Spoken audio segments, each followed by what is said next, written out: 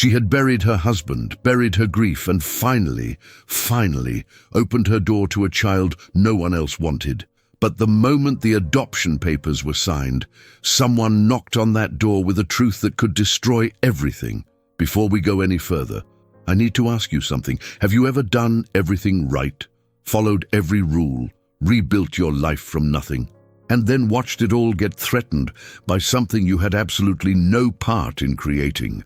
Because that's exactly what happens to the woman in this story and the little boy at the center of it. He had no idea the secret he carried into her home.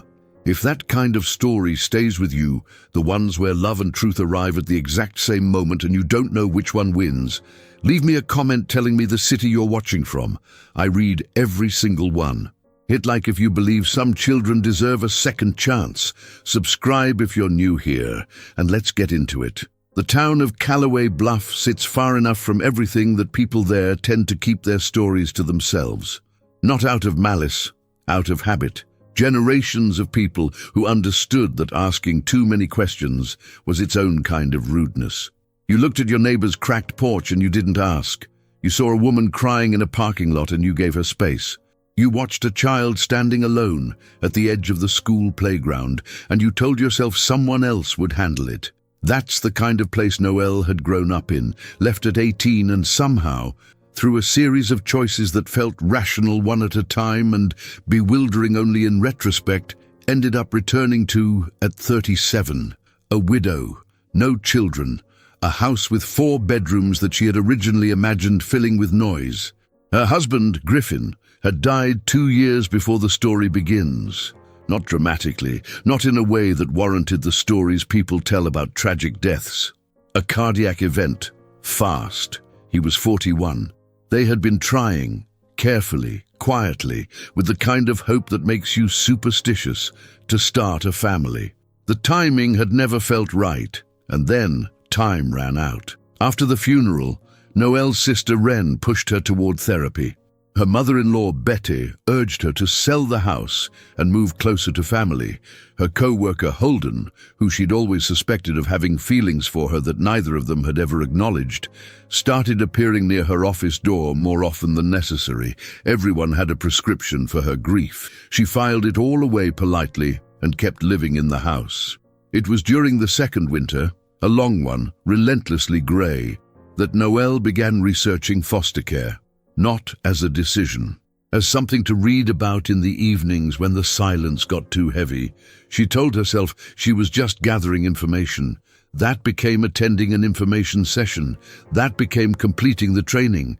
That became being approved as a foster parent, and she still hadn't fully admitted to herself that she was serious until the social worker named Corbin called to tell her about a boy.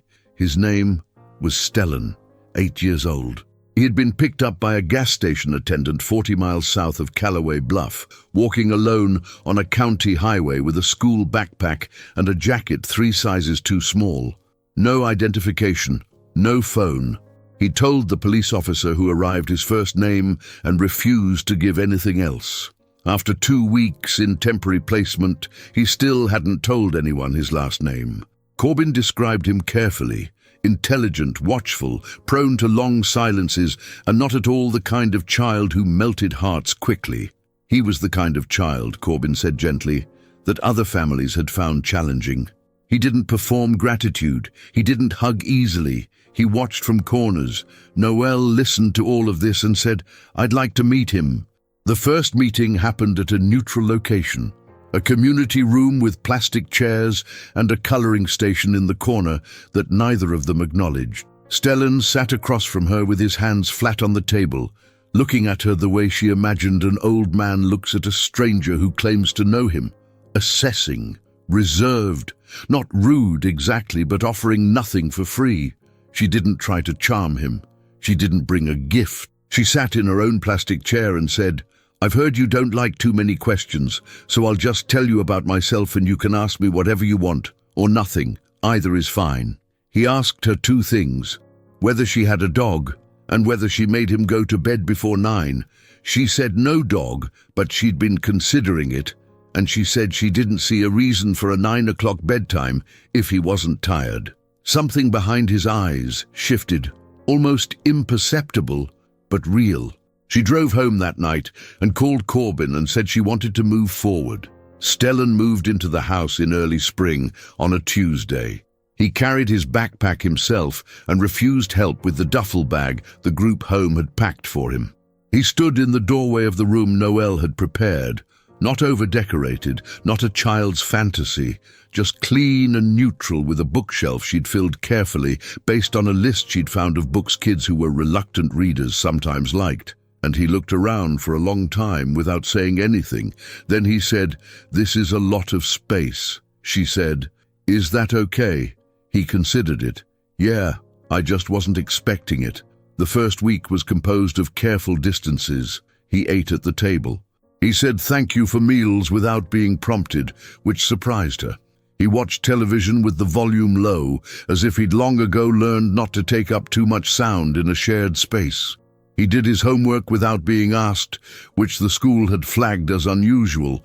He was academically advanced in ways that suggested, as his new teacher Hargrove told Noelle during their first conference, that someone had taken his education seriously at some point. She didn't push on that. She added it to the things she was quietly assembling, the pieces of a life she didn't yet have the shape of. By the second week, he found the backyard.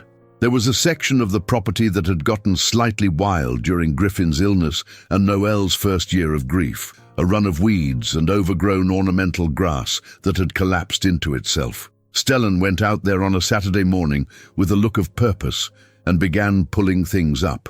She watched from the kitchen window. He worked for 2 hours without stopping. When he came in, muddy-handed and quietly satisfied, he said, "I can probably fix most of it." She said, "I didn't realize it needed fixing." He said, "Everything does eventually." She didn't know what to say to that, so she handed him a glass of water and said nothing. It was around that same time that she noticed him drawing. Not the casual doodling of a bored child, but dense, focused work, architectural-looking things, geometric grids that resolved into buildings, or sometimes just patterns that had an internal logic she couldn't follow, but couldn't quite look away from either. She asked him once if he'd ever taken a drawing class. He said, "No, someone showed me once." And then, as usual, the door closed, not with hostility, just with the practiced efficiency of someone who had learned that memory was safest when kept private.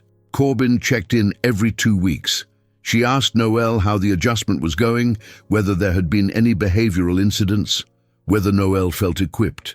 Noelle answered honestly each time, "I think we're doing okay. He doesn't give me much to go on, but I don't feel like he's unhappy." Corbin said that was more than most kids in Stellan's situation offered. Noelle also spoke occasionally with the county's search coordinator, a patient, soft-spoken woman named Aldine, who was still working to identify Stellan's biological family. They had a first name, an approximate age, and a fingerprint from the gas station window he'd apparently pressed his hand against while waiting for the attendant to call for help. No match in any system, no missing child report filed anywhere in the state.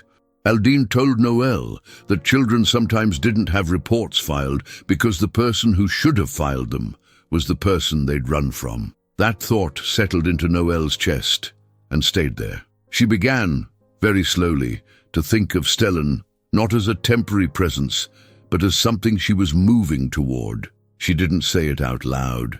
She barely said it to herself, but she started buying food he mentioned liking.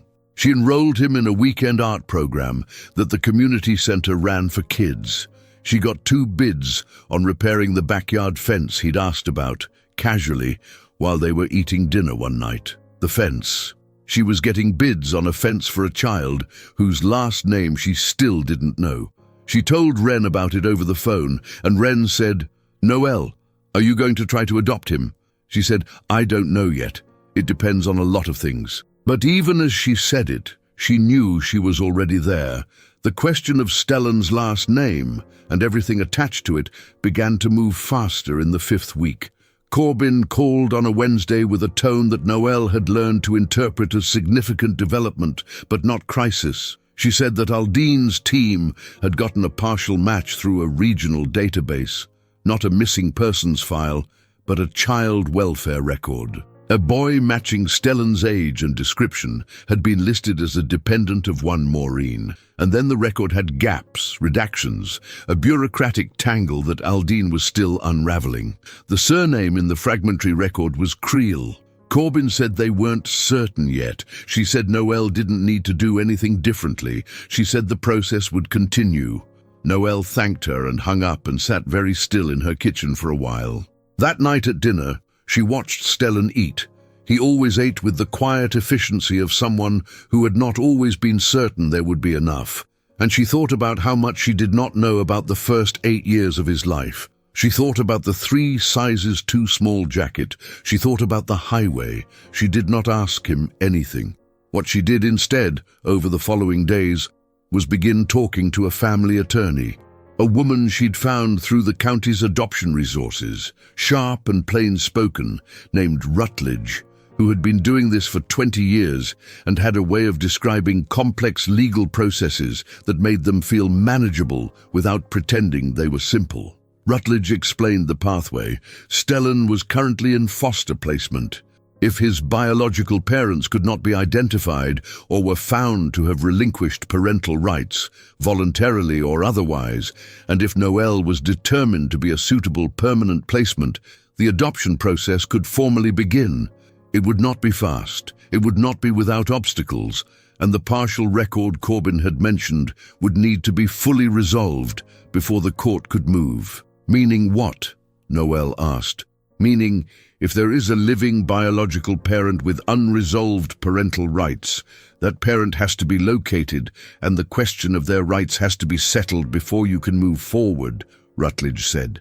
Either they voluntarily terminate, or there are grounds for involuntary termination, or they contest the adoption. Noelle asked what happened if a parent contested. Rutledge paused, just briefly, and said, "Then we build the best case we can." It was around this same time that Stellan said something that Noelle would later think about as the first real opening. They were in the backyard.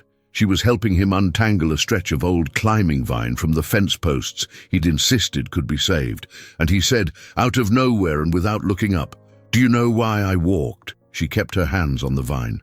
"Tell me." "I didn't know where I was going. I just knew I couldn't stay." He pulled a length of vine loose. That felt like the most important thing, not the destination, just the going. She said, "That makes sense to me." He looked up then, briefly, and there was something in his face that she didn't try to name because naming it felt like it might scare it away. He said, "You don't ask me about before." She said, "You'll tell me what you want me to know when you want me to know it." He thought about that for a moment, then went back to the fence. But that evening, when she was washing dishes and he was at the kitchen table doing the geometric drawings she'd come to love watching, he said, without preamble, without looking up, "My mum's name was Mira. She wasn't bad. She was just too far gone by the time I got old enough to understand." Noelle turned off the water. She stood very still. "Too far gone in what way?" she asked carefully. "Pills," he said. Just that. One word. She didn't press. She dried her hands and sat down at the table and said, "Thank you for telling me." He shrugged. But she could see by the way he went back to drawing without the usual closed-down stillness that it had cost him something to say it, and that the cost had been worth it to him. She called Corbin the next morning. Spring moved into early summer. Stellan finished second grade at Callaway Bluff Elementary, with grades that made his teacher Hargrove write a note home, saying he was one of the most quietly gifted students she'd seen in years. He didn't talk about the note. He left it on the kitchen table for Noelle to find, which she understood to be his version of showing her. She put it on the refrigerator. He didn't ask her to take it down. The art program at the community center had become the fixed center of his week. The instructor, a patient, rumpled man in his late 50s named Taft, told Noelle after the third session that Stellan had something real. Not just talent, Taft said. Instinct. He understands space. He understands what belongs in a frame and what doesn't. Noelle thought about that for days afterward, understanding what belongs in a frame and what doesn't. She wondered if that was something he'd had to learn early. The legal and administrative process had been moving in parallel. Eldine had now confirmed the partial record. The child welfare history showed that a woman named Mira Creel, 26 years old at the time of the most recent entry, which was 14 months prior, had been the subject of 2 welfare checks and 1 emergency removal. The removal had been reversed on appeal. After that, the record stopped updating, which Aldine said sometimes happened when families moved across county lines or when the person generating the reports stopped following up. Mira Creel had no current address on file, no recent tax record, no active social services case. Aldine had located one other relative, a man listed as the child's maternal uncle. His name was Darrow. He had a verified address in a different part of the state. Aldine's team had sent a certified letter. It had not yet been returned or responded to. Rutledge, when Noel reported all of this, said, "That's actually progress. Silence from a relative isn't the same as contest. We keep moving." The formal petition to begin adoption proceedings was filed on a Thursday in June. Noel signed the paperwork at Rutledge's office, a stack of documents that felt simultaneously momentous and bureaucratic, and drove home in a state she could only describe as suspended. Not joy, exactly, not fear, something between the two that had no clean name. She told Stellan that evening. She had thought carefully about how to do this, whether to wait, whether to frame it as a question, whether to give him an out. In the end, she decided the only honest thing was to be direct. She said, "I've started the process to officially adopt you. That means I want you to be my son permanently, not temporarily, not for now, permanently." She paused.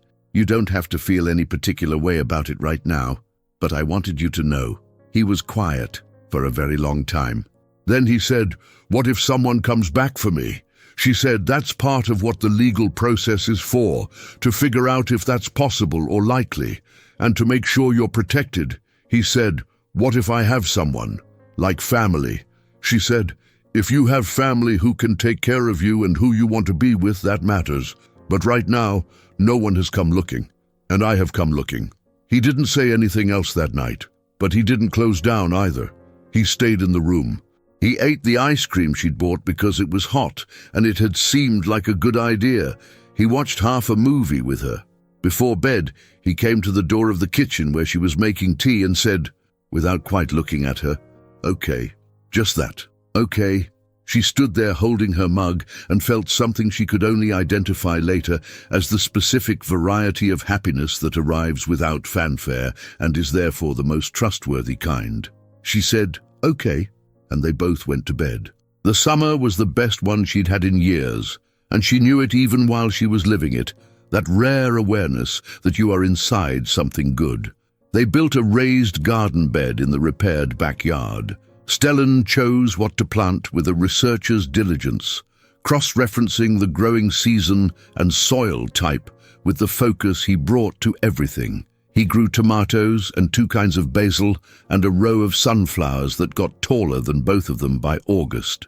Ren visited for a long weekend in July.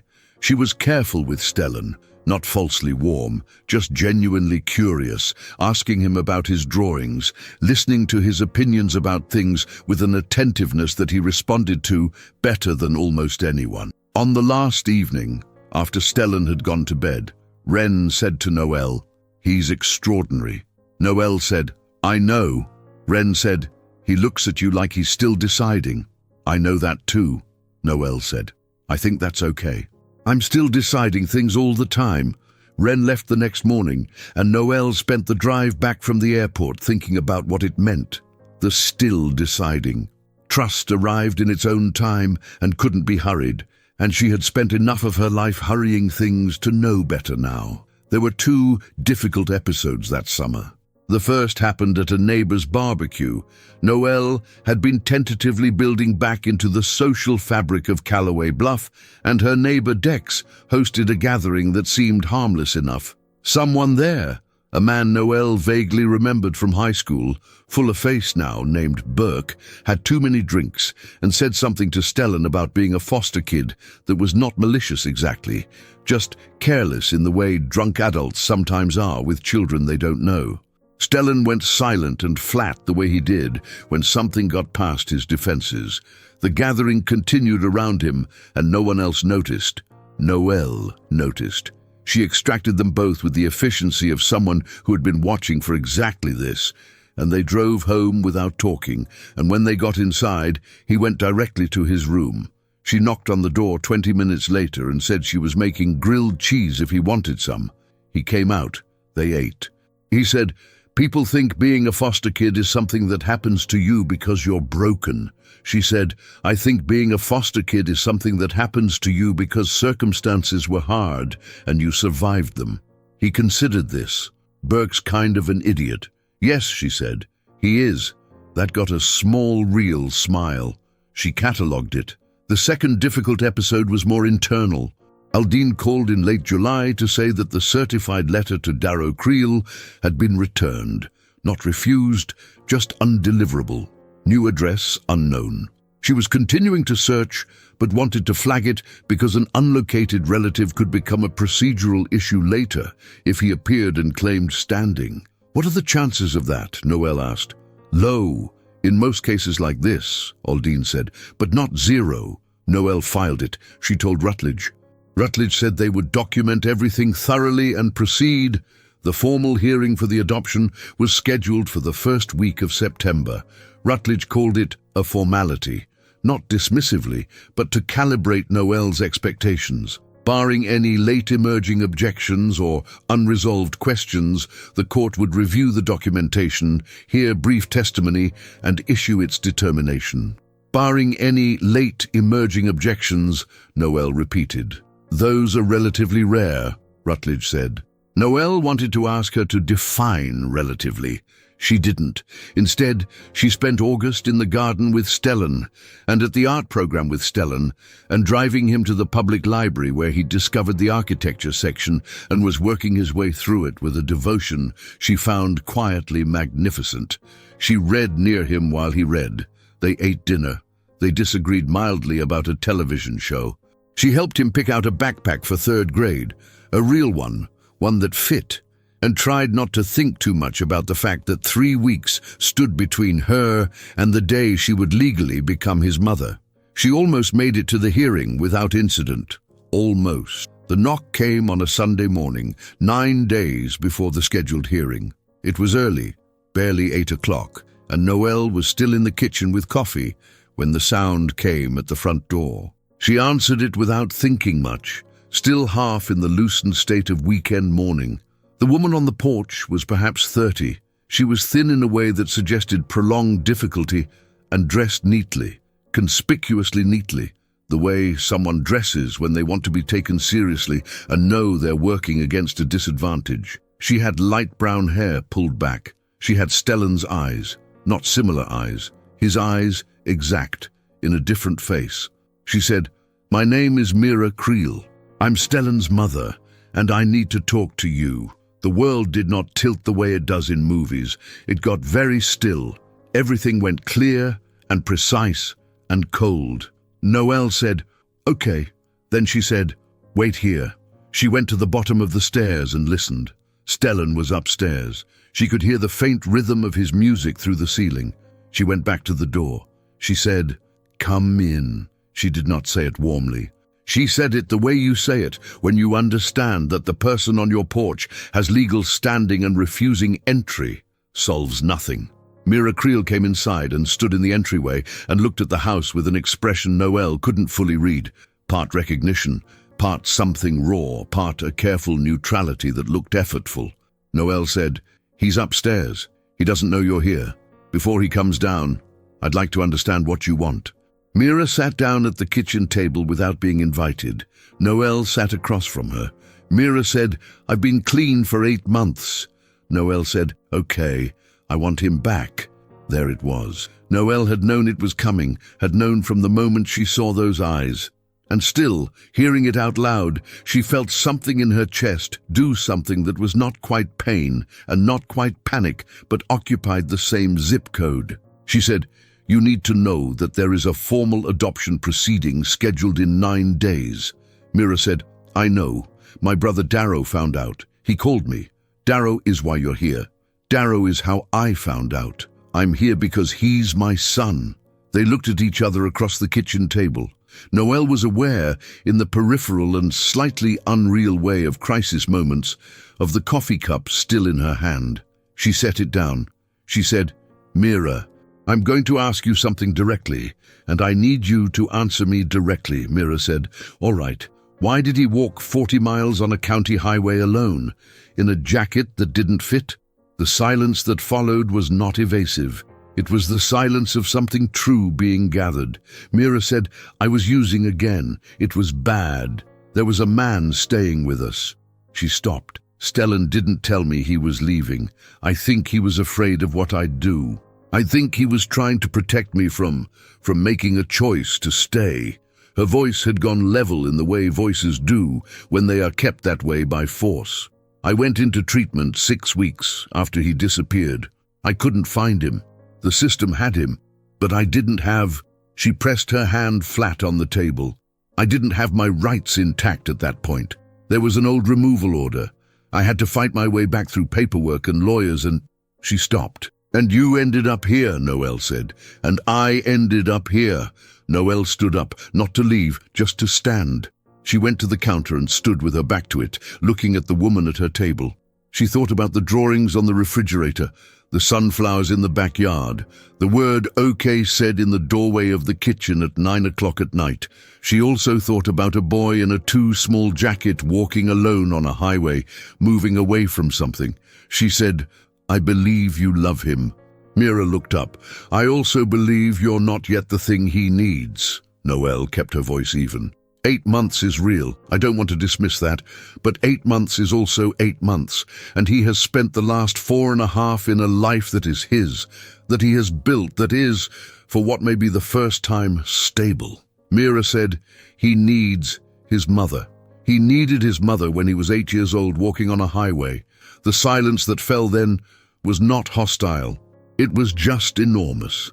Then there was a sound on the stairs. Stellan appeared in the kitchen doorway in his socks and the oversized t-shirt he slept in, hair flat on one side, already moving toward the refrigerator. And then he saw her. He stopped. The expression on his face went through 5 things in 3 seconds. Noelle watched all of them. Surprise, recognition, fear, real, old, deep fear. And then, underneath all of it, something so complicated she had no name for it at all. Mira said very quietly, "Hey, Bug." Stellan didn't say anything. He stood in the doorway with his hand on the frame and looked at his mother. He looked at Noelle. He looked back at his mother. Then he said, to Noelle, "Did you know?" "No," she said. "She came this morning. I was just talking to her." He looked at Mira again. "You're clean." Mira nodded. She pressed her lips together. 8 months. "You said that before," Stellan said. "Before the man." "I know." He was quiet for what felt like a very long time. Then he went to the refrigerator and took out the orange juice and poured himself a glass and stood there, drinking it with his back to the room. Noelle didn't move. Neither did Mira.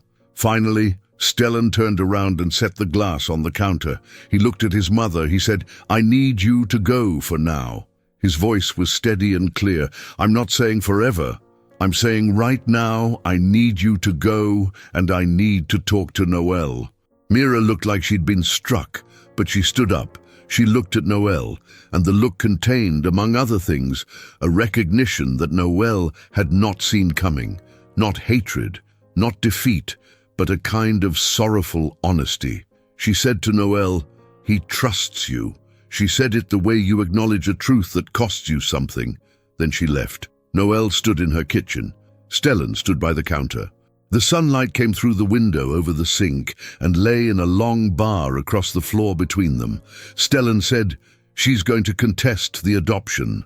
"I don't know yet," Noelle said. "She might. And if she does, then we deal with it." Noelle's voice was steady. "Together." He looked at her for a long moment. Then he said, and it was perhaps the most direct thing he had ever said to her, "I don't want to go back." She crossed the kitchen and stood in front of him. She did not hug him. She had learned his limits well enough by now to wait for the invitation. She said, "Okay, then we fight." He was the one who closed the distance. He leaned forward and put his head briefly against her shoulder. Awkward, brief, and completely intentional. Then he stepped back and said, "I should probably shower." She said, "Probably." And she stood there in the kitchen after he left, shaking just slightly, holding onto the counter, feeling something that was not certainty, but was close enough. Mira Creel did not contest the adoption. It took 11 more days and a conversation that Noelle was not present for, Mira and Stellan alone at the community center's neutral meeting room, with a family mediator named Sutherland present.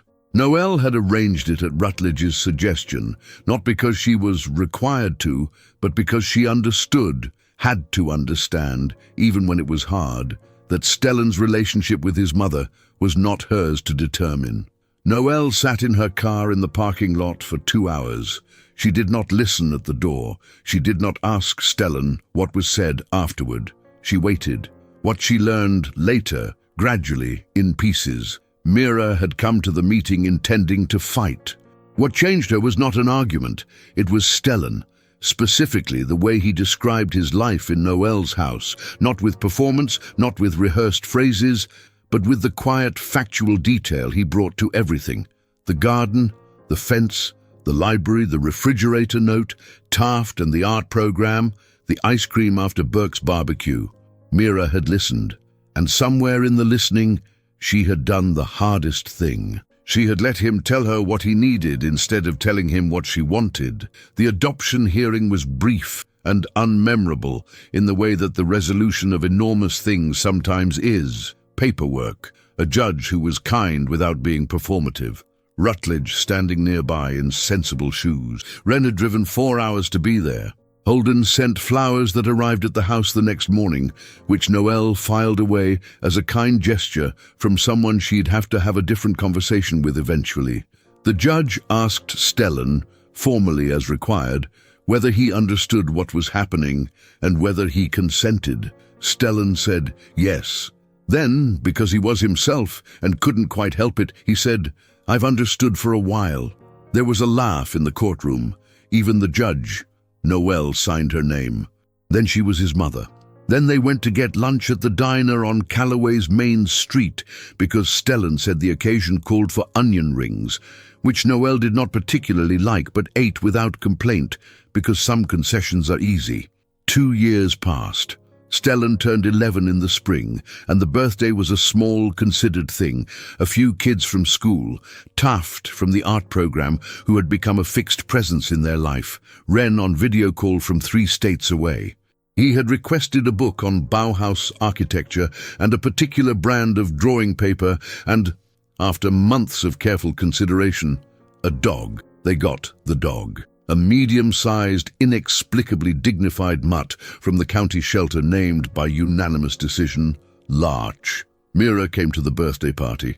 It had been a gradual negotiation, her presence in their lives. Not without difficulty, not without setbacks. She had gotten to a year of sobriety, then 18 months. She had moved to a town 40 minutes from Callaway Bluff and was working as an intake coordinator at a community health center, which was, everyone in the room understood without saying, not a coincidence. She was careful with Stellan. She was learning how to be in his life without trying to occupy more of it than she'd earned. It was not a perfect arrangement. Nothing about any of it had been perfect, but it was honest, and honesty had been the only real currency any of them had. Noelle watched Stellan at his birthday party, drawing with 2 of his school friends, while Larch circled their feet hopefully, and thought about the woman who had knocked on her door 26 months ago, with his eyes in her face and a claim that could have ended everything. She did not think of Mira as a villain. She never really had. She thought about what Mira had said, standing in her entryway on that Sunday morning. "He trusts you." Said as if trust were a finite thing, something that moved between people and couldn't be in 2 places at once. As if giving it to Noelle meant it couldn't exist for Mira, too. Noelle had spent a long time understanding that wasn't true. Trust wasn't a zero-sum thing. Stellan had learned to trust her, and that capacity, hard-won, built on 100 small moments, hadn't been used up. It had been expanded. He still did the drawings. They covered a whole wall of the room that was now entirely his, covered, with his permission, in a thin corkboard that she'd helped him install on a Saturday afternoon. The geometric grids had evolved into something more recognizably architectural. Floor plans, elevations, ideas for buildings that didn't exist anywhere but in his precise and serious mind. She asked him once during the second winter what he wanted to build. He said without looking up, places where people feel like they belong. She didn't say anything. She just let it sit there in the room, which was something she'd gotten good at, letting the important things take up their proper space without rushing to fill around them. The sunflowers came back every summer. He replanted them each spring with the same diligence, and every August they got taller than both of them. She photographed them every year, not for any particular reason, just to have them. If this story reached you, if any part of it landed somewhere real, I'd love to know where you're watching from. Leave your city in the comments. It's one of the best parts of making these videos, seeing how many places, how many different lives this kind of story finds. Some truths are worth sitting with, that rebuilding yourself doesn't mean forgetting what broke, that a child who doesn't perform trust isn't broken, they're honest, and that sometimes the most profound act of love is not fighting for someone, but listening hard enough to understand what they actually need. Stellan needed a place where the space was his. He found it, and the woman who opened that door, to a grieving widow trying to fill 4 quiet rooms, found something she hadn't known she was still capable of. A home that meant something again, hit like if this one stayed with you. Subscribe so you don't miss the next one, and I'll see you in the comments.